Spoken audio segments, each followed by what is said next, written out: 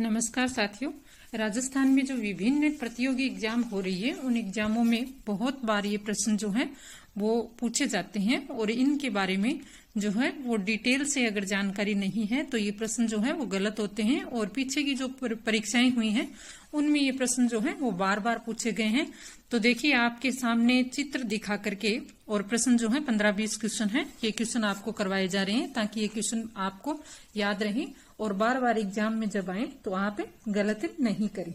तो देखिए पहला जो अपना प्रश्न है ये पूछा जाता है कि पाराहेड़ा शिव मंदिर कहाँ पर है। कौन सा? पाराहेड़ा शिव मंदिर जो है वो कहाँ पर है। तो देखिए ये पाराहेड़ा का शिव मंदिर है जो आपको स्क्रीन पर दिखाई दे रहा होगा। इसमें देखिए पाराहेड़ा एक प्रसिद्ध शिव मंदिर है जो बांसवाड़ा के गढ़ी तहसील में स्थित है। कहाँ पर है? बांसवाड़ा जो है वहां पर और गढ़ी तहसील में है। तो ऑप्शन में आपको बांसवाड़ा ही मिलेगा लगभग।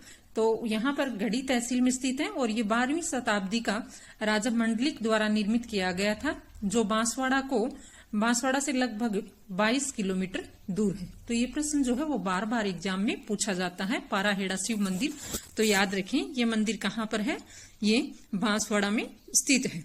अगला अपना नेक्स्ट जो क्वेश्चन है वो देखते हैं। ये मंदिर है भगवान शिव का द्वादश ज्योतिर्लिंग धुस्मेश्वर महादेव मंदिर जो कहाँ पड़ता है? सिवाड़ में। तो देखिए धुस्मेश्वर महादेव की जो मंदिर है इसकी फोटो आपके सामने आपको स्क्रीन पर दिखाई दे रही होगी। ये मंदिर देखिए, मंदिर श्री धुस्मेश्वर द्वादश ज्योतिर्लिंग, यानी इसको 12वां जो ज्योतिर्लिंग है वो माना जाता है धुस्मेश्वर महादेव को। तो इसका जो मंदिर है भगवान शिव का 12वां जो ज्योतिर्लिंग है यानी धुस्मेश्वर, ऐसे प्रश्न पूछा जाता है धुस्मेश्वर महादेव मंदिर कहाँ पर है। तो ये मंदिर कहाँ है? सिवाड़ में है। तो देखिए इसके बारे में क्या जानकारी है। देखिए पुराणों के अनुसार भगवान शिव का 12वां या अंतिम ज्योतिर्लिंग धुस्मेश्वर मंदिर माना जाता है। कौन सा? धुस्मेश्वर मंदिर माना जाता है 12वां और अंतिम ज्योतिर्लिंग। सवाई माधोपुर के सिवाड़ गांव में देवगिरी पहाड़ियों में स्थित है। कहाँ पर? सवाई माधोपुर जिला जो है उसका सिवाड़ गांव है और वहां पर देवगिरी की पहाड़ियों में स्थित है। इस मंदिर के विषय में कई पौराणिक मान्यताएं प्रचलित हैं। सबसे महत्वपूर्ण और लोकप्रिय मान्यता है भगवान शिव की उस महानता के बारे में बताती है जिसमें उन्होंने न केवल अपने भक्त दुस्मा के पुत्र को पुनर्जीवित किया बल्कि यहाँ की देवगिरी पहाड़ियों में दुस्मा के नाम पर दुस्मेश्वर के रूप में रहने की प्रतिज्ञा भी की थी। प्राचीन काल में इस स्थान का नाम शिवालय था जो कालांतर में बदलकर शिवाल हो गया। पहले क्या था? शिवालय था, बाद में शिवाल हो गया और फिर इसके बाद में शिवाड़ हो गया। तो ये यहाँ नेक्स्ट अपना प्रश्न है त्रिपुरा सुंदरी मंदिर के बारे में। तो देखिए त्रिपुरा सुंदरी का जो मंदिर है वो कहाँ पर है। तो ये देखिए भूरा जो पत्थर है उससे बनाया हुआ ये मंदिर आपको दिखाई दे रहा होगा जो त्रिपुरा सुंदरी का मंदिर है। और कहाँ पर है? ये बांसवाड़ा में है। ये प्रश्न जो है वो बहुत बार जो है वो परीक्षाओं में पूछा जाता है, त्रिपुरा सुंदरी का मंदिर कहाँ है। तो इसके बारे में अपन जो है वो जानकारी लेते हैं। तो ये बांसवाड़ा डूंगरपुर मार्ग पर 19 किमी दूरी पर तलवाड़ा ग्राम के समीप जो है उमराई गांव में स्थित है। कई बार ये बीच में से दे दिया जाता है कि ये कौन सी जगह पर है। तो उमराई जो गांव है वहां पर है। किसका? त्रिपुरा सुंदरी का मंदिर। माँ त्रिपुरा सुंदरी का प्राचीन मंदिर है। मंदिर के उत्तरी भाग में सम्राट कनिष्क के समय का एक शिवलिंग होने से कहा जाता है कि ये स्थान कनिष्क के पूर्व काल से ही प्रतिष्ठित है। कनिष्क के काल का यहाँ पर एक क्या है शिलालेख भी है यहाँ पर। तो देखिए काले पाषाण की सिंह पर सवार 18 भुजाओं वाली दिव्य आयुष विशाल प्रतिमा। कितनी भुजाओं वाली? 18 भुजाओं वाली। कई बार इस प्रश्न को घुमा करके भी पूछ लेते हैं कि 18 भुजाओं वाली दिव्य आयुष विशाल प्रतिमा जो शक्ति पीठ के नाम से जानी जाती है त्रिपुरा सुंदरी, उसका मंदिर कहाँ पर है। इस तरीके से घुमा करके भी ये प्रश्न पूछ लेते हैं। स्थानीय लोग इसे तरतई माता के नाम से जानते हैं। किस नाम से जानते हैं? तरतई माता या तुरतई माता के नाम से भी जाना जाता है। त्रिपुरा महालक्ष्मी के नाम से भी पुकारते हैं। मंदिर के समीप शिलालेख विक्रम संवत 1540 का लगा हुआ है। देश विदेश के प्रसिद्ध शक्तिपीठ मां त्रिपुरा सुंदरी आस्था का प्रमुख धार्मिक पर्यटन स्थल है। चैत्र एवं अश्विनी नवरात्रि में हजारों की संख्याओं में श्रद्धालु अपनी मनोकामनाओं हेतु यहाँ आते हैं। मां भगवती त्रिपुरा सुंदरी की भव्यता का आधार चमत्कारिक और अद्भुत मूर्ति पर आधारित जो श्री यंत्र है, ये श्री यंत्र जो है ये चमत्कारिक है, तो इसके कारण भी ये प्रतीक के रूप में पूजा जाता है। तो इसमें मोटा मोटा प्रश्न जो है ये पूछा जाएगा कि त्रिपुरा सुंदरी का मंदिर कहाँ पर है, तो बांसवाड़ा में, ठीक है। और कौन से गांव में, उमराई गांव में, 18 भुजाओं वाली, ठीक है, ये भी ध्यान रखें। और इसको ततई माता के नाम से भी जाना जाता है। मेला कब बढ़ता है ये भी याद रखें, चैत्र एवं अश्विनी पूर्णिमा को। और इसके बारे में जो है इसका प्रमुख ये जो है वो क्या है, आधारशिला क्या है, तो ये श्रीयंत्र है। ये जो है इसमें से निकाल करके प्रश्न जो है वो पूछ लिया जाता है, तो इसके बारे में अवश्य याद रखें। ये प्रश्न बहुत एग्जामों में पूछा जाता है। नेक्स्ट अपना आता है बड़ी झील।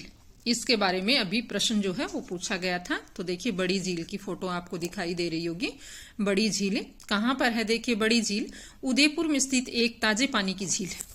बड़ी झील कौन सी है, उदयपुर में स्थित है और ताजे पानी की झील है। इसका निर्माण जो है वो महाराणा जय सिंह द्वारा बड़ी गांव में करवाया गया। कहाँ पर, बड़ी गांव में करवाया गया है। गांव से लगभग 12 किलोमीटर दूर है ये, और 1652 से 1680 के बीच में इसका निर्माण करवाया गया।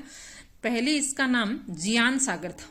पहले इसको बड़ी झील को क्या कहते थे, जियान सागर के नाम से जानते थे, जो कि महाराणा राज सिंह की माता के नाम पर था। इसका निर्माण गांव के लोगों को बाढ़ से राहत दिलाने हेतु मदद के तौर पर करवाया गया था। सन 1973 में आई बाढ़ के दौरान 1973 में जो बाढ़ आई थी, उस बाढ़ के दौरान इस झील के कारण लोगों को काफी मदद मिली, और आज ये झील स्थानीय लोगों तथा पर्यटकों के लिए आकर्षण का केंद्र है। 3 तरफ से छतरियों से घिरी हुई झील है और देश की सबसे बढ़िया ताजे पानी की झील। इंपॉर्टेंट, ये देश की सबसे बढ़िया ताजे पानी की झील है। ये कौन सी, बड़ी झील, और कहां पर, उदयपुर में।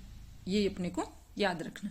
यानी इसका निर्माण राज सिंह द्वारा, पहले इसका नाम जियान सागर और बड़ी झील उदयपुर में, ठीक है।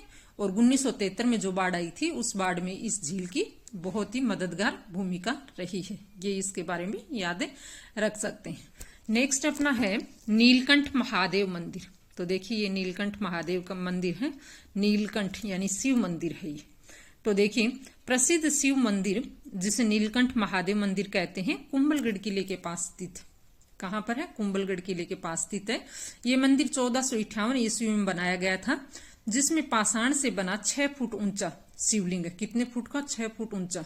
यानी जो व्यक्ति होता है, लंबा जो व्यक्ति होता है, उसकी हाइट जो होती है वो 6 फुट के लगभग होती है। तो इसका शिवलिंग जो है वो 6 फुट ऊंचा है। इस मंदिर का सबसे महत्वपूर्ण रचना है, इसमें चारों ओर प्रवेश द्वार हैं, जिन्हें सर्वतोभद्र कहा जाता है। यानी चारों तरफ जो प्रवेश द्वार है उनको क्या कहा जाता है, सर्वतोभद्र कहा जाता है। इसके अलावा इसमें एक खुला मंडप है, जिसे दूर से देखा जा सकता है। प्रत्येक शाम को नीलकंठ महादेव परिसर में वेदी के पवित्र स्थल के पास पर्यटकों हेतु लाइट एंड साउंड शो भी आयोजित किया जाता है। इस मंदिर के पास में लाइट एंड साउंड शो जो है उसका आयोजन किया जाता है। मुख्य अपने को याद रखना है कि नीलकंठ महादेव मंदिर कहाँ पर है, तो ये कहाँ पर है, कुंभलगढ़ जो है वहां है, कुंभलगढ़ के पास में। ये अपने को याद रखना है। नेक्स्ट जो अपना प्रश्न आता है, ये आता है बादल महल। ये प्रश्न भी है, वो बहुत एग्जाम में पूछा जाता है। बादल महल वैसे तो कई किलों में है, तो महत्वपूर्ण जो बादल महल है उसके बारे में देखते हैं। ये प्रश्न जो है बार बार पूछा गया है, बादल महल कहाँ पर है। तो देखिए ये चित्र बादल महल का, देखिए तिरंगे के कलर में इसको सजाया हुआ है। तो देखिए बादल महल ये वास्तुकला के जटिल डिजाइन के लिए प्रसिद्ध है तथा गेप सागर झील के किनारे स्थित है। गेप सागर झील कहाँ है ये पता होना चाहिए। तो गेप सागर झील कहाँ है, डूंगरपुर में। पारेवा पत्थर का उपयोग करते हुए बनाया गया बादल महल डूंगरपुर का एक नायाब महल, यानी डूंगरपुर में है गेप सागर झील और वहीं पर क्या है, बादल महल। गेप सागर झील पर स्थित ये महल अपने विस्तृत आलेखन और राजपूत और मुगल स्थापत्य शैली का मिला जुला मिश्रण है। ये चीज याद रखने की है कि राजपूत और मुगल स्थापत्य शैली का मिश्रण बादल महल कहाँ पर स्थित है, तो ये है कहाँ, गेप सागर झील के पास में, डूंगरपुर में। ठीक है। और इसके बाद में गुंबद बनाए गए हैं। पुंज राज के शासनकाल के दौरान पूरा किया गया। अवकाश गृह या गेस्ट हाउस के तौर पर इस महल को राज्य के मेहमानों के ठहरने के लिए भी इस्तेमाल किया जाता है। तो बादल महल जो है वो कहाँ है, ये अपने को याद रखना है। तो डूंगरपुर में है, गेप सागर झील के किनारे, ये याद रखना है, महत्वपूर्ण। इसके बाद में नेक्स्ट अपना देखिए गेप सागर झील। अभी बात कर रहे थे हम, गेप सागर झील जो है वो कहाँ पर है। ये झील का चित्र आपको दिखाई दे रहा है। तो गेप सागर झील देखिए, ये डूंगरपुर में। इस झील के प्राकृतिक वातावरण और कोलाहल से दूर होने के कारण यहाँ बड़ी संख्या में पक्षियों का बसेरा है। रमणीय झील गेप सागर डूंगरपुर का एक प्रमुख आकर्षण क्षेत्र है। कहाँ का, डूंगरपुर का।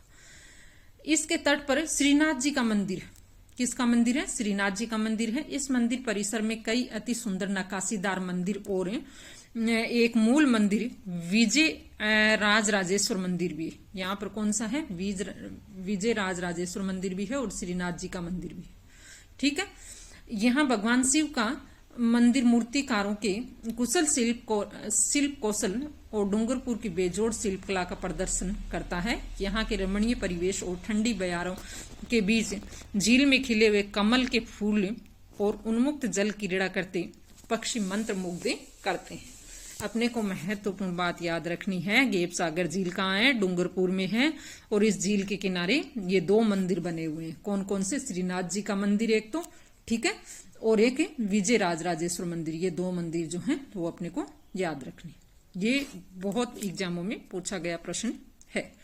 इसके बाद में नेक्स्ट अपना आता है पटुओं की हवेली। तो ये देखिए, ये पटुओं की हवेली है, कहाँ पर है, जैसलमेर में। इसके बारे में भी हम जानकारी लेते हैं। देखिए, जाली जलरोके और अपनी वास्तुकला के लिए प्रसिद्ध ये हवेली है, पटुओं की हवेली। तो देखिए, इस हवेली के अंदर 5 हवेलियां, कौन सी, पटुओं की हवेली के अंदर 5 हवेलियां, जो कि गुमान चंद पटुआ ने अपने 5 बेटों के लिए, किसने निर्माण करवाया है, गुमान चंद पटुआ ने अपने 5 बेटों के लिए 1805 ईस्वी में बनवाई गई थी। इसे बनाने में 50 साल लग गए थे। यानी भव्य हवेली है, मानो ये 50 साल लगे हैं। तो बहुत ही सुंदर इसमें नक्काशी है। जैसलमेर में सबसे बड़ी और सबसे खूबसूरत नक्काशीदार हवेली यह है। 5 मंजिला संरचना एक संकरी गली में गर्व से खड़ी है। यद्यपि हवेली अब अपनी उस भव्य महिमा को खो चुकी है, तथापि कुछ चित्रकारी और कांच का काम अभी भी अंदर की दीवारों पर देखा जा सकता है। पर्यटक इस हवेली को देखने के लिए पैदल या रिक्शे से ही आ सकते हैं, क्योंकि ये गली में जो है वो पतली है, अंदर जाकर के है। तो देखिए, ये जो हवेली है बहुत ही सुंदर हवेली है, जो जैसलमेर में बनी हुई है। गुमान चंद पटुआ के द्वारा इसका निर्माण करवाया गया था। अपने जो 5 बेटे हैं उनके लिए बनवाया गया था। और इस गली में जाते, इस हवेली में जब हम जाते हैं तो यहाँ पर पतली पतली गलियां हैं। तो यहाँ पर मोड़ पर ही आपको टैक्सी वाला जो है वो छोड़ देता है, उसके बाद में आपको पैदल चलना पड़ता है। ये हवेली बहुत ही सुंदर हवेली है, ये जो बनी हुई हवेली है, पटुओं की हवेली, गुमान चंद पटुआ द्वारा। तो जब भी जैसलमेर जाना हो तो पटुओं की हवेली अवश्य देखें। तो देखिए, पटुओं की हवेली पूछा जाता है, बार बार ये प्रश्न जो है वो राजस्थान की एग्जाम में पूछी जाती है। तो आशा है आगामी जो परीक्षा होगी उसमें आप जो है ये प्रश्न अवश्य ही सही करेंगे। नेक्स्ट अपना प्रश्न है सालिम सिंह की हवेली। ये देखिए, सलीम सिंह की भी कहते हैं इसको और सालिम सिंह की भी कहते हैं। देखिए कितनी सुंदर हवेली है। इसका निर्माण देखिए, ये कंगूरे जो हैं, ये डिजाइन जो कितनी सुंदर बनाई हुई। कौन सी, ये जो हवेली आपको दिखाई दे रही है, जैसलमेरी सुनहरे पत्थर में निर्मित हवेली है। सालिम सिंह की हवेली या सलीम सिंह की हवेली भी इसे कहा जाता है। तो देखिए, सालिम सिंह की हवेली जो है, इसके बारे में हम जानकारी प्राप्त करते हैं। जैसलमेर रेलवे स्टेशन के नजदीक है। ठीक है, जैसलमेर रेलवे स्टेशन उसके पास में है। ये हवेली मोर के पंखों जैसी गोलाई लिए हुए छज्जे और मेहराबों से सजी है। 300 साल पुरानी ये हवेली जैसलमेर के एक दुर्जे प्रधानमंत्री सालिम सिंह का निवास स्थान थी। यहाँ पर जो है जैसलमेर का प्रधानमंत्री जो था सालिम सिंह, वो यहाँ पर रहा करता था। ये हवेली 18वीं शताब्दी के आरंभ में बनाई गई और इसका एक हिस्सा अब भी इसके वंशजों के अधीन है। ऊंचे मेहराब दार छत से खांचे बांटकर मोर के आकार से अलंकरण तैयार किया गया है। किंवदंती है कि वहां 2 लकड़ी की मंजिलें और थी जो इसे महाराजा के महल के समान ऊंचाई प्रदान करती थी, लेकिन उन्होंने इसको ध्वस्त करने का आदेश दे दिया। स्वर्ण आभूषणों जैसी इस हवेली को पर्यटक बड़े विस्मय से देखते हैं तथा इसकी ढेरों तस्वीर भी लेते हैं। ये हवेली बहुत ही सुंदर हवेली है। जो सालिम सिंह की हवेली है वो बहुत सुंदर हवेली है। जब आप नजदीक से इस हवेली को देखेंगे तो आपके जो है आपको बहुत ही अच्छा महसूस होगा। ये देखिए चित्र में आपको इतनी सुंदर नहीं दिखाई दे रही होगी, लेकिन अगर पास में से देखते हैं तो ये सुन हरे पत्थरों से, यानी जो पत्थर हैं, पीले पत्थर जो हैं, उनसे इसका निर्माण किया गया है और बहुत सुंदर कलाकारी इसमें की गई है। नेक्स्ट जो अपना प्रश्न आता है वो है सोनी जी की नसिया। तो देखिए सोनी जी की नसिया ये है, इसका चित्र आपको दिखाई दे रहा होगा। सोनी जी की नसिया 19वीं सदी में निर्मित ये दिगंबर जैन मंदिर भारत के समृद्ध मंदिरों में से एक है। क्या है? जैन मंदिर है ये वास्तव में। और क्या है, इसके मुख्य कक्ष को स्वर्ण नगरी का नाम दिया गया है।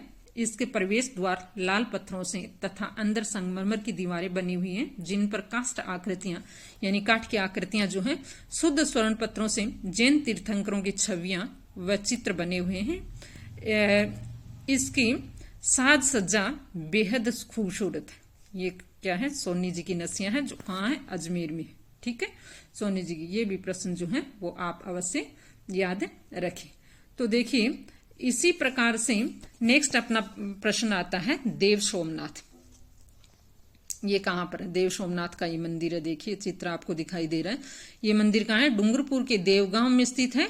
ये मंदिर अपनी बनावट के लिए प्रसिद्ध है। 3 मंजिलों में बना ये मंदिर 150 स्तंभों पर खड़ा है। 150 खंभे हैं इसमें।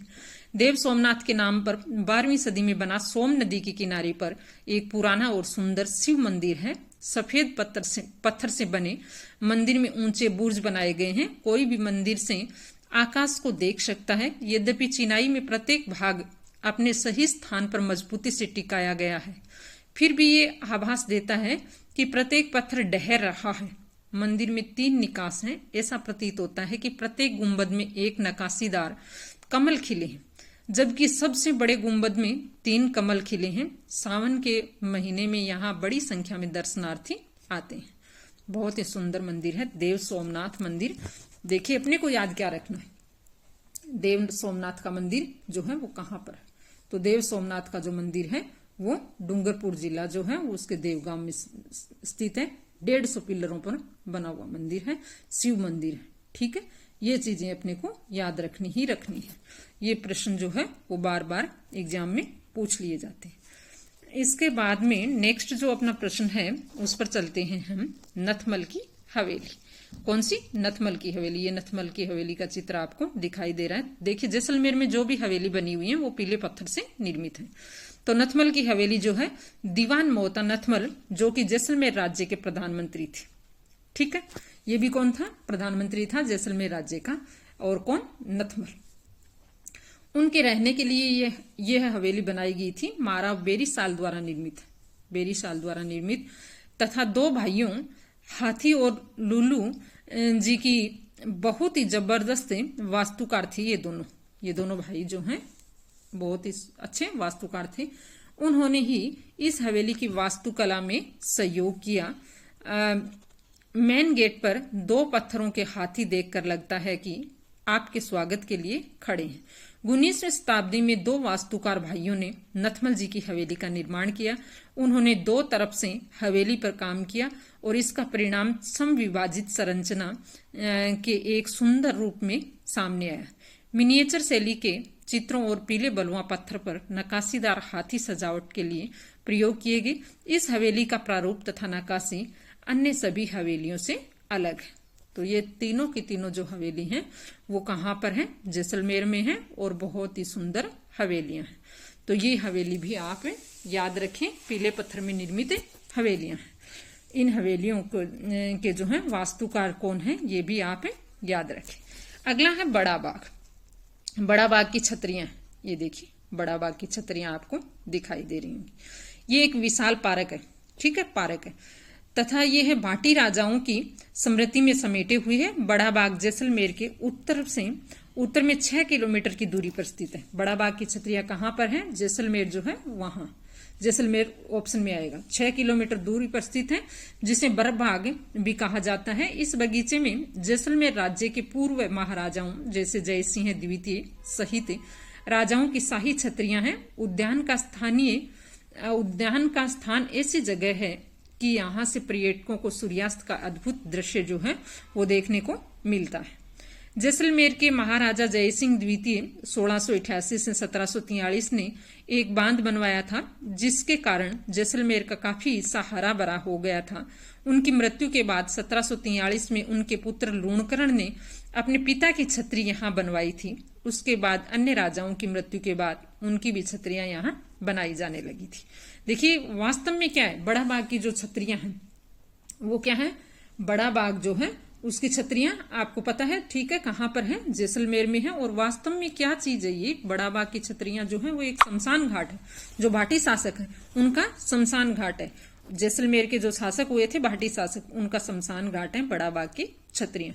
तो ये देखिए 15-20 महत्वपूर्ण क्वेश्चन है वो आपको करवाए गए हैं। ये बार बार एग्जाम में पूछे जाते हैं, तो आप इन प्रश्नों को ध्यान पूर्वक देखें, याद करें, चित्रों को देखें, जिससे आपको आसानी से ये प्रश्न याद रहें। और ये राजस्थान की जो भी एग्जाम होगी उसमें कला संस्कृति से संबंधित कोई भी प्रश्न पूछा जाता है तो उसमें इनमें से प्रश्न जो है वो अवश्य आएगा ही आएगा। तो वीडियो आपको कैसा लगा है, लाइक करें, शेयर करें, सब्सक्राइब करें और अपने मित्रों के साथ भी साझा करें। मिलते हैं एक नई वीडियो के साथ, तब तक के लिए धन्यवाद।